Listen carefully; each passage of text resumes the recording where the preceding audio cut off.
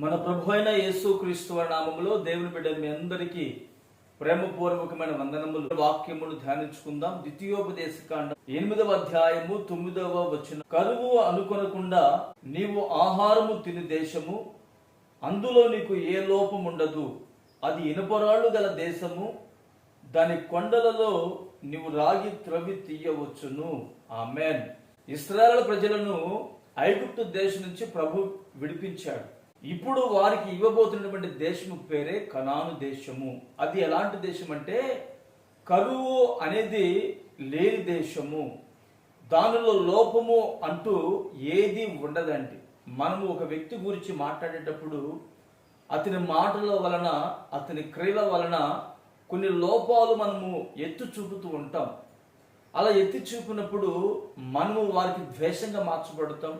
అయితే దేవాది దేవుడు ఇశ్రాయేలు ప్రజలకు ఇచ్చేటువంటి దేశము ఎలాంటిదంటే కరువు అనేది లేకుండా సమృద్ధి గల దేశము.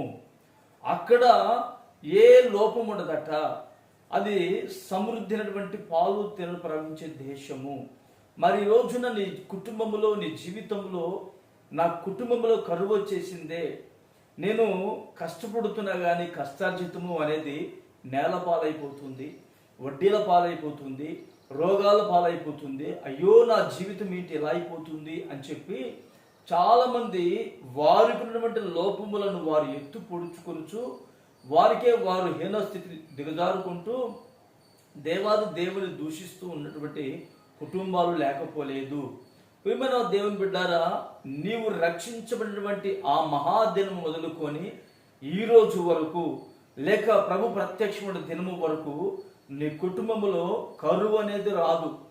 నీకు తినేటువంటి ఆహారము అనేది నీకు లోపం ఉండదు. నీ కుటుంబంలో ఆర్థిక సమస్యలు అనేవి లోపము లేని వారుగా నా యేసయ్య మలచగలిగిన వాడు. అందుకే వాక్యం అంటుంది, ఇశ్రాయేలు ప్రజలట వారికి చాలా ఇబ్బందులు పడుతున్నప్పుడు యేసయ్య వారిని విడిపించాడు, కనాను దేశాన్ని నడిపించాడు. ఇప్పుడు వారు కనాను దేశంలో ఆశీర్వాదకరముగా ఉన్నారు. కనాను దేశము అనగా పరలోక రాజ్యానికి సాదృశ్యము. ఆ పరలోక రాజ్యములో కరువు ఉండదు. ఈ కనాను దేశానికి మరొక అర్థం ఏమిటంటే దేవుని సంఘమండి. దేవుని సంఘములో నీకు కరువు ఉండదు. దేవుని సంఘానికి వెళుతున్నావు, వాక్యం ద్వారా కట్టబడుతున్నావు, వాక్యం ద్వారా బలపరచబడుతున్నావు. నీకు కరువు అనేది లేకుండా నా యేసు సమృద్ధిగా అనుగ్రహించి ఏ లోపము లేని వారిగా నా యేసుని జీవితాన్ని మలచగలిగిన వాడు. కొందరు జీవితంలో ఆత్మీయత లోపంగా ఉంటుంది, ఏమండి, ఆరోగ్యము లోపముగా ఉంటుంది, ఆర్థిక పరిస్థితులు లోపంగా ఉంటాయి, దేవుని రాజ్యం కొరకు సిద్ధపరచబడేది లోపముగా ఉంటుంది, అభిషేకము పొందుకునే విషయంలో లోపముగా ఉంటుంది. మరి రోజున నీకు ఏదైతే లోపంగా ఉన్నదో నువ్వు ప్రార్థన చేసుకును. ఇశ్రాయేలు ప్రజలకు యేసయ్య లోపము లేని రాజ్యాన్ని, లోపము లేని దేశాన్ని ఇచ్చి ఉన్నాడు. ఈ రోజు నీ జీవితానికి కూడా లోపము అనేది లేకుండా సమృద్ధిగా నీకు అనుగ్రహించునుగాక.